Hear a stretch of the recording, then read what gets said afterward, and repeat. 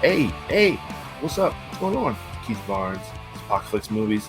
This is the movie watching challenge, aka Make 'em Watch It, aka You Haven't Seen What, aka I think those are all the names. Those are all the names we've had for this segment. Anyway, this is our movie watching segment. This is a segment of our show on Apocalypse Movies. Also, you'll see segments of this on sometimes on Apocalypse Now, where we challenge one of the other cast members, one of the other characters from Apocalypse movies to watch a movie that they haven't seen before. We're doing this for a few years now. It's a lot of fun.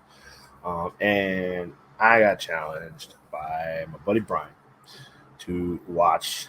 It's an understatement to call this movie epic, but it's a movie that you can't be a real cinephile or a fan of film history, which I am, without having seen this movie. So um, I'm glad to have finally been able to get challenged by it, the guys to watch it, and that is Lawrence of Arabia.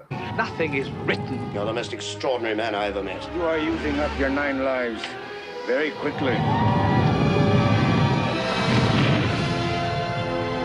1962 film, directed by David Lean, who directed a few of the best films ever.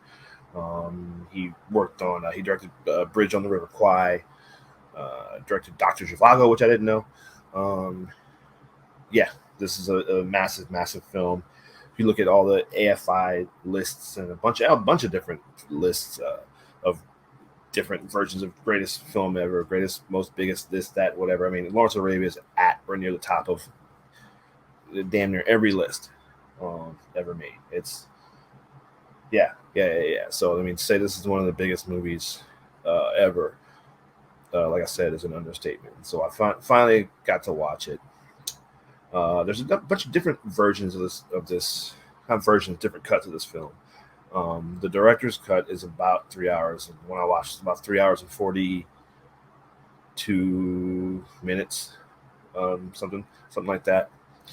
And like I said, it's 1962, so this is an era where uh, the movie like ended, right? And there wasn't 8 9 minutes of credits like there is now, so it's a full 3:42 to watch. It's a kind of a long. The opening credits is kind of long, but uh, yeah, once it gets started, it goes. And it's a long movie, like I said, but it's maybe one of the reasons I kind of avoided getting into this is because it's so long.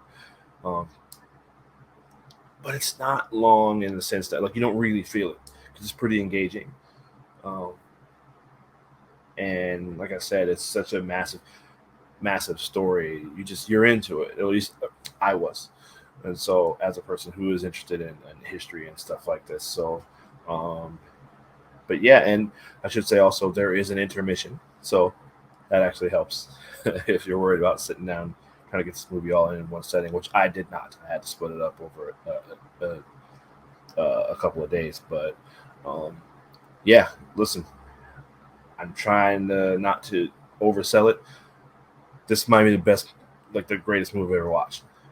I mean, it's the I didn't know what to expect going into it. Like I said, it's one of those movies that's been so highly regarded. I've always heard all about it my whole life, but it is exactly what it is advertised as. For me, I watched it. I'm like, it's unbelievable movie for something having been made in 1960 years ago. Um, this year, obviously being the 60th anniversary. Um, the size and scale and scope, the story. I mean, look, every aspect of filmmaking, of everything that we know and love about filmmaking. This movie just captures all of it, and there's classes being taught on this movie. I'm sure. I mean, everything from the acting, the directing, the cinematography, the editing, the sound, the music, the score. I mean, it's so good.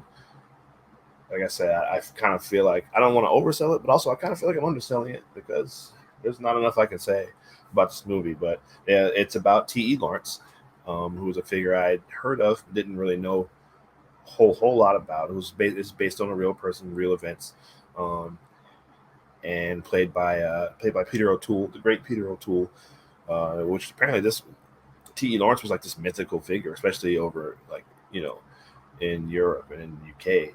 But he's a guy that kind of went as a young. He's just really challenged himself uh, as a young person to do all these, just to challenge his body physically and mentally, and just was somebody who just is a fascinating person. I really don't know what to make of him, to be honest.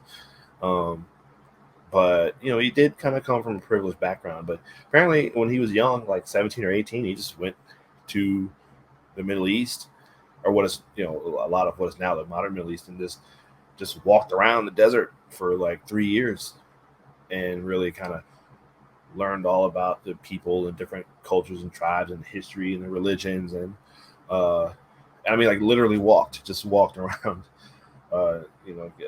getting to know this area.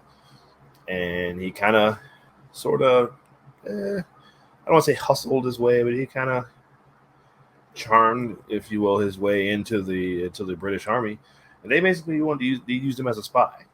Um, but then he's also kind of was working with the Arabs, and it was a big. There's a lot of which side is this guy really on? There's a lot of that, so you don't really know where he falls. But yeah, he's a fascinating person, fascinating character. Great, just incredible performance by Peter O'Toole. Alec Guinness, who we all know, of course, Obi-Wan Kenobi in the original Star Wars trilogy. He plays Prince Faisal, I can't remember his name, who was a real person. Incredible performance in this movie. Anthony Quinn is great in this movie.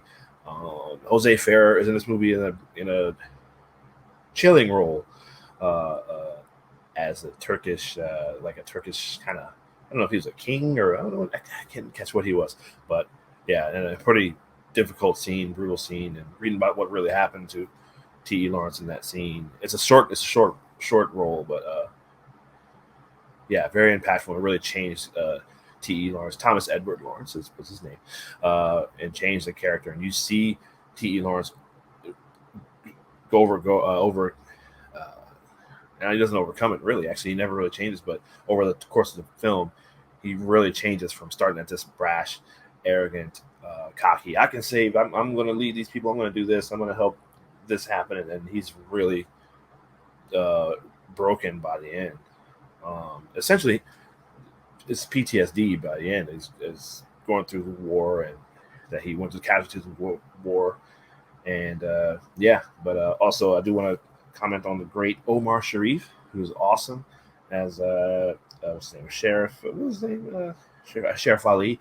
And it was really cool because they had a great introduction where they're kind of sizing each other up. It's a really cool scene to watch, and the way they become friends over the course of time. Apparently, they became good friends in real life as well. So yeah, the performances in this movie were just incredible by everybody. But Peter O'Toole was really great, really, really great. Like it was. Like I said, I can't say enough about this movie, and it's really stuck with me. It really kind of, because a lot of what happened in this movie is early, World War One era, post World War One is really the formation. No, but before World War One. During, I can't remember. I actually missed the time frame on this. I need to read more about. Just maybe want to read more about what's going on here. But I know a lot of this is really kind of led into the Paris peace. I guess near the end or near the end of World War One, but because a lot of this stuff led to the Paris peace treaties, which I think T.E. Lawrence himself was a part of, and really the formation of the Middle East as we know it. A lot of those borders were drawn, lines were drawn during that time, and a lot of what happened in this, and as a result of that, kind of led to the way the world is now, stuff that is still affecting us today.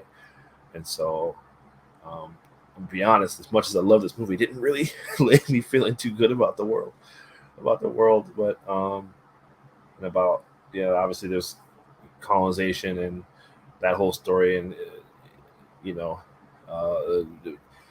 battle for revolution or all that stuff, and that especially in that parts of the world, and there's a lot going on. It's a lot. This is a massive film with a massive story. So it's incredible that it happened in 1962. But I think David Lean was amazing. One of the great directors of all time, did a great job. Great performances in the movie. I can't recommend it enough. It's something I actually, as long as it is and as massive as it is, I want to watch it again to try to just grasp everything. This movie's amazing. So, Lawrence of Arabia, Ryan, thank you so much. I definitely appreciate it. And then guys on the channel, I hope I didn't actually catch. I don't know if anybody else has watched it, but if you haven't seen Lawrence of Arabia, definitely more than worth a watch. Set aside a Sunday, like first half of Sunday, watch the first half, go to the intermission, and then take the later half of the day and then watch the rest.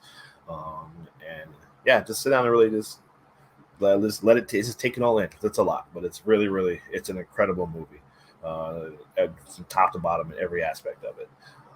So anyway, that's it. Thank you so much. This is Movie Watching Challenge. Follow us, Apocalypse Movies, on social media, Facebook, Twitter. That's it. If you're not subscribing to us on YouTube, please subscribe, click like, share videos, all that stuff. You can check us out on the next episode of Apocalypse Now. It'll be Tuesday, or at least as of today, recording this, Tuesday, August 16th, for the next Movie Watch Challenge. See who I'm challenging next. That's all I got. I'm Keith Barnes. Movie Watch Challenge, Apocalypse Movies. Take care.